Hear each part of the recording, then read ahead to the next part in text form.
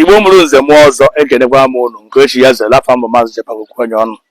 Biko vidiyo m na-eme achọrọ m ka anyị tụgharịa uche na vidiyo a and vidiyo m na-eme maka two of our brothers ndị Igbo bụ ya na-akpọ Mathias Ezeaku and Agbala Nze Onyeka Okeke nke na-akụ egwu.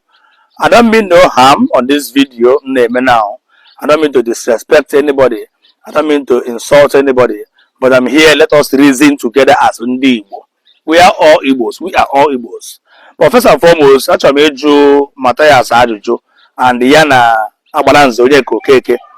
The question na-ajụ based on what you posted on your own page. Give me that question. The question be like this.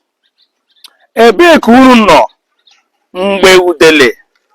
na-eme Abaribe insult, na-akparị Abaribe, na-akparị Ojukwu, na-akparị ndị Igbo, esu onye imi, ihe na-agụ ya agụ bụ onye megharị ha na problem, nwebe mmadụ so emegharị ha na ahụ ozugbo, ebue na ọ bụ onye ọnọ gọọmenti, next na-eme gịnị, ararị rafee n'aka ndị ya egbu eni.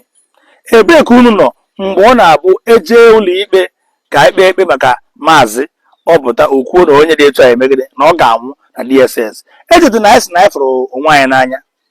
Echetu na anyị si na ndị Igbo na ala Igbo bụ eme ihe ọjọọ ewepụta etu emeghe n'ihu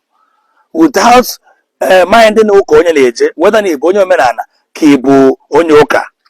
Ka a hapụ ide agba this war of omenala ụka nke bụ eziokwu bụ onye ụka mee ihe ọjọọ egwesi ya nwanna na nke imere aba ha and ikwu eme gịnị isere ọnụ mgbe so bụ na efugoro onye ụka ahụ ka o mere nke ezigbo ịpụtakwa ikwu osi yes na adị m eje ụka mana nke onye a mere gịnị ọ bara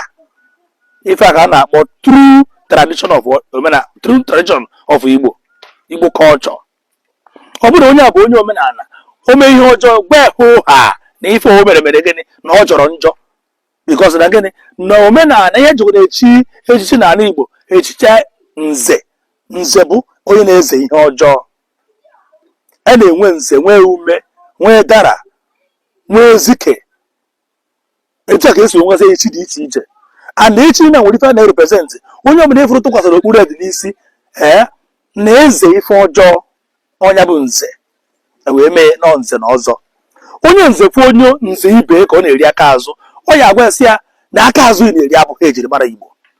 Onye nze pụta fụ ebe a na-ekpe ikpe na ọ bụrụ onye a na-ekpe ikpe na na-ekpe ka ekpegbuo onye a and because na onye enweghị mmadụ ake na ọrụ onye nze bụ gịnị o okwu osi ho ha ị na-azụtas na onye a bụ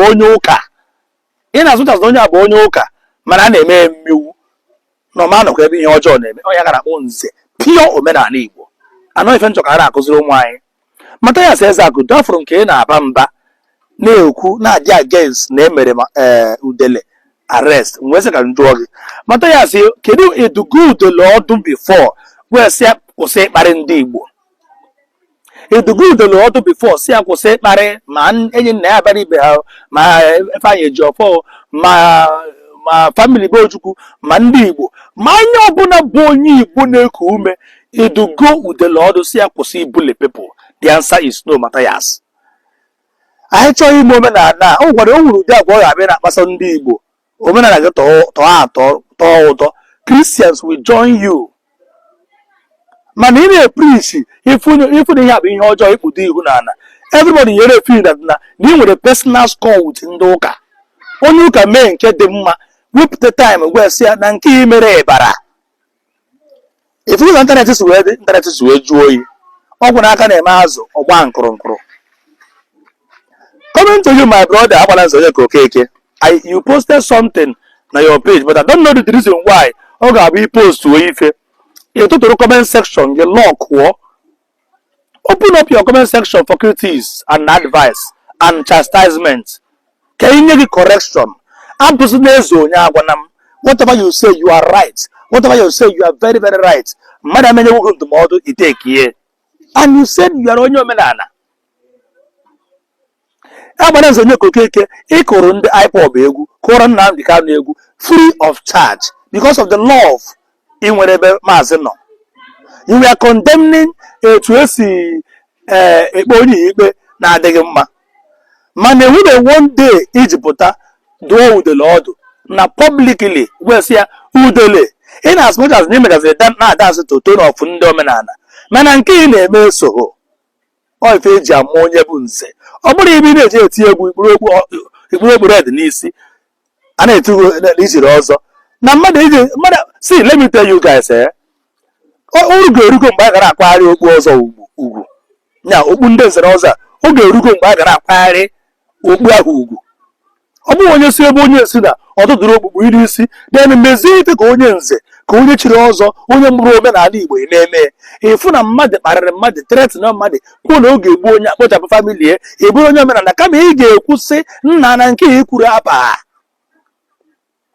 ị chọrọ ikwu na Jizọs bụ fake fana na nguru kwuo na Jizọs bụ fake ị chọrọ ikwu na Christianity bụ fake fana na nguru kwuo na Christianity bụ fake nwere onye metụrụ aka na ahụ nwa onye kpọrọ afa ọ bụ na iwe wee Jizọs Kraịst obe gịnị ọ bịa fight ya for himself na mmadụ ada agbara Chukwu ọgụ mana ịkparị ya mmadụ etu obere osochi ịgbadị ọgụ gbaa iwu ejiri ya ọchị itekie legali otekie o believe were na ọ chọrọ ka Chukwu gbara ya ọgụ after na ọ bụrụ Chukwu ka a kparịrị na onye nwa bụ mmadụ afọ m bụrụ Francis Okeke ịkparị ya m nchọ eje na nke ndị legal enye m advice ntekie legali because na ị kpọrọ m afa wepụta pikchọ m mee bana kwuo na m bụ onye ohi mana m abụrụ onye ohi etu obere m si chọọ esi mme gịnị wee so ya bụ ife ị na-adị isi m na m bụ onye ụka na m chebe ka Chukwu bịa gbara m ọgụ no everybody amenwu that kind of patience and ndidi iche ka Chineke bịa gbaa dị ọgụ ụmụ ndị na-ewe iwe ọkụ chọrọ ka ha jiri aka gbaa dị ọgụ na-echebe ka Chukwu gbaa dị ọgụ o nwere ike mbọsị Chukwu ya gba dị ọgụ onye ahụ echegharịa mgbe ahụ onye nwụrụ anwụ emere gịnị onye nwụrụ anwụ anwụọra ka ọ bụ ịbịa gbanwụzie mmadụ nwanne eji jeburu Baịbụl sị na ichegharịgo onye ahụ gbanwụrụ agbụrụkwa gịnị mezie famili ya how will you beg the family no Mathias preach ndị omenala love gwa ndị omenala ka esi anụ nwaanyị na omenala Igbo gwa ndị omenala dat na omenala Igbo na anaghị eji waịnụ agba nkwụ nwaanyị a na-eji ebi nwaanyị nkwụ a na-agba ya ezigbote nkwụ elu kara aka onye ga na-eji na onye a na-eji agba nkwụ ka ọrụ ndị mmadụ dat na ọ dị very wrong iji waịn ma ọ champagne gbaa na kọp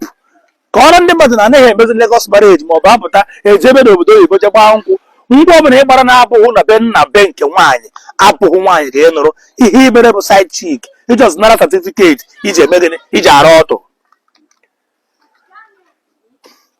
afụrụ m vidiyo gị anya mmiri na-agba m enetọpụpụ na-asịghị right on ele ihe na-asịghị right on people erugo mgbe a ga na-agwa ndị mmadụ eziokwu a na-akụkụ mmiri undiluted truth. You were supporting the race of Igbo race, Biafra race, whatever. Ka Igbo dị mma. Somebody says na Igbo ya maybe. Somebody abụ onye Igbo mee ihe ọma, ọ sị na ihe ọjọọ. Somebody na work hand to hand, they make sure na onwereta ezigbote good news enwetere from ana Igbo. All of a sudden, because na ọ bịa kwechaghị ichefu onye Udele bụ opportunist. Ọ bụ na ụka na-ere nkịta usoro ụka. Ọ bụrụ na omenala na-ere n'usoro ọ na-ala ka ebe trafik dị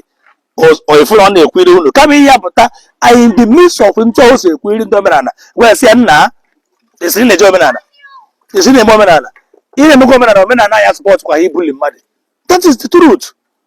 But onye ka Okeke amarọ m chi na-efe amarọ m na omenala my father mechara taa ọjị ka nka nnukwu mmanya ha mee ka ị na-eme ka omenala nke ga-abụ disunity and ekworo and obi mgbawa acrimony and the bitterness of heart. Mathias kụziere ndị Igbo omenala Igbo ife atọ na ịma ọ bụ na ịma ihe onye mee ihe ọjọọ gwere o mere ihe ọjọọ onye mee nke ọma ọsọ na-eje ụka gwa esi ya nna na nke ime na ọ banyere fine and good it will not take anything from you. I just want to make common sense. Ya gazie